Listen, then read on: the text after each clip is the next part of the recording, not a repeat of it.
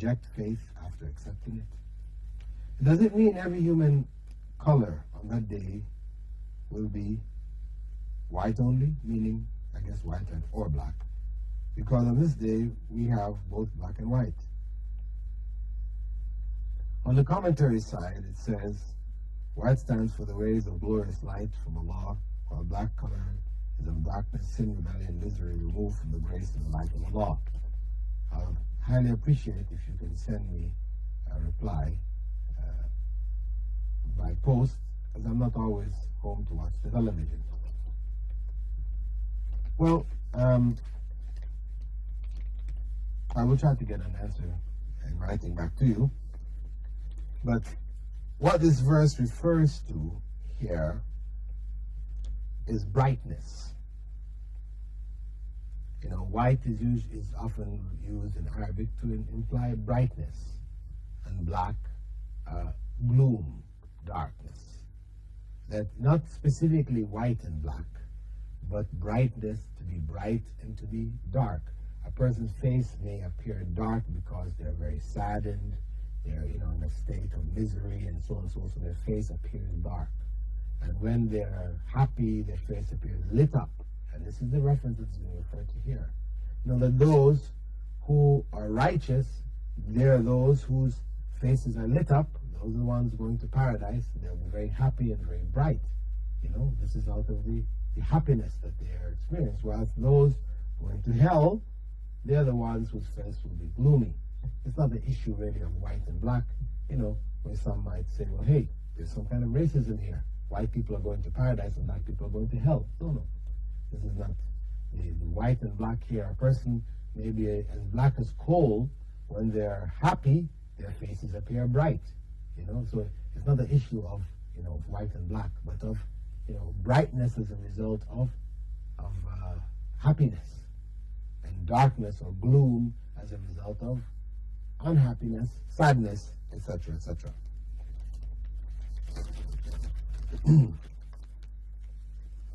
We have another letter, which is from Nazida Rahman. She writes, "Dear Dr. Bilal," this is from, she's writing from the Abu Dhabi. Assalamu alaikum. I watch your program regularly, and it has benefited me a lot in learning more about my religion. Will you kindly clarify a few of my doubts? The first is regarding halal food. My family and I love to travel, and every year we go to visit a different country. During our travels, we are always faced with the problem of finding suitable eating places that serve halal food.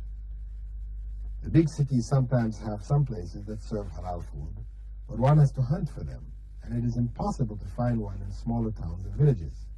This summer, in New Zealand, although we managed with fish and vegetables, it would have been more convenient to buy meat from the local butchers than to have to waste a lot of time looking for fishmongers.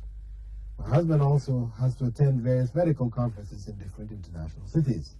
The hotels where these delegates are put up do not serve halal food. Many of his Arab doctor friends say that it is all right to eat the meat slaughtered according to the Western method, but I have always refused to believe them. Can we eat at McDonald's or KFCs in these places? And can we eat meat bought from the local butchers? Kindly advise me what to do in these situations.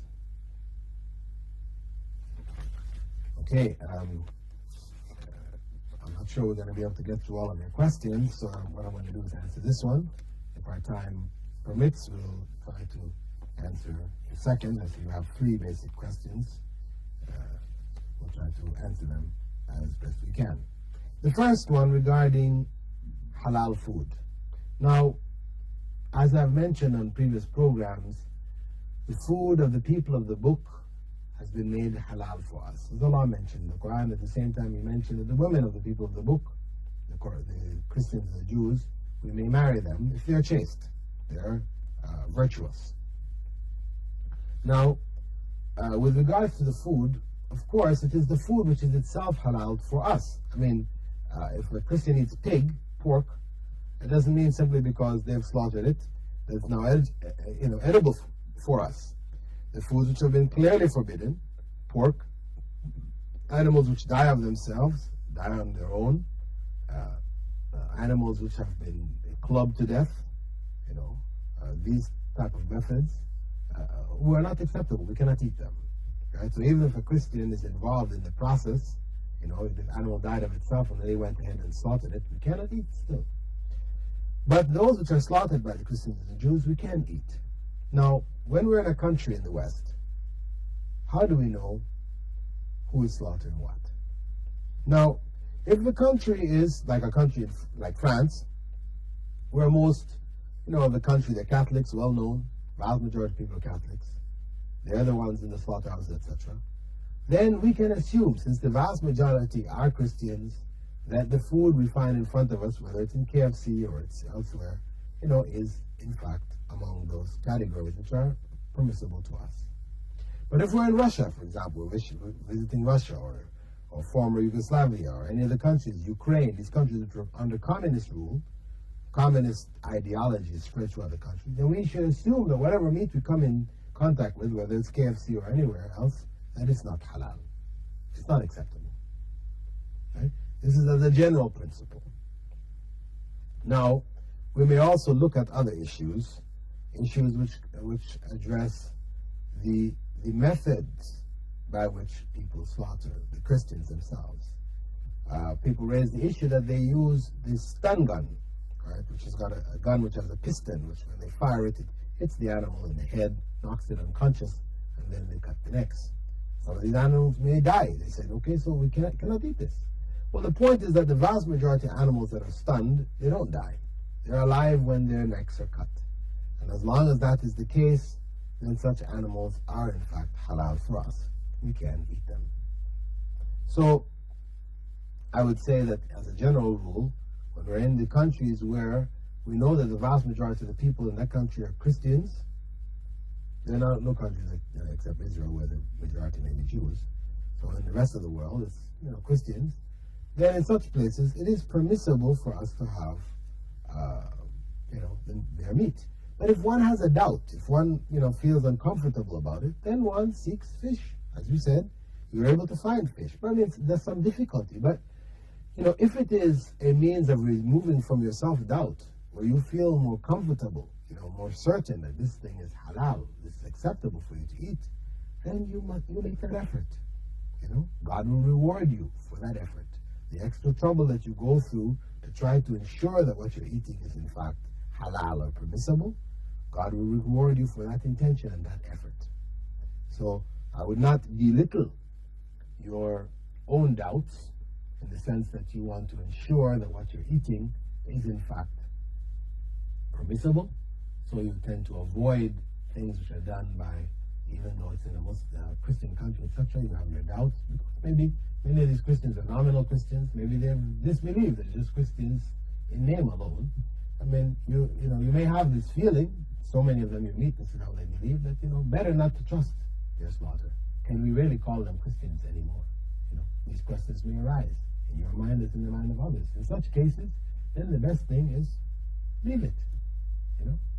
As the Prophet ﷺ encourages that, what's not good is whatever remains doubtful in your heart.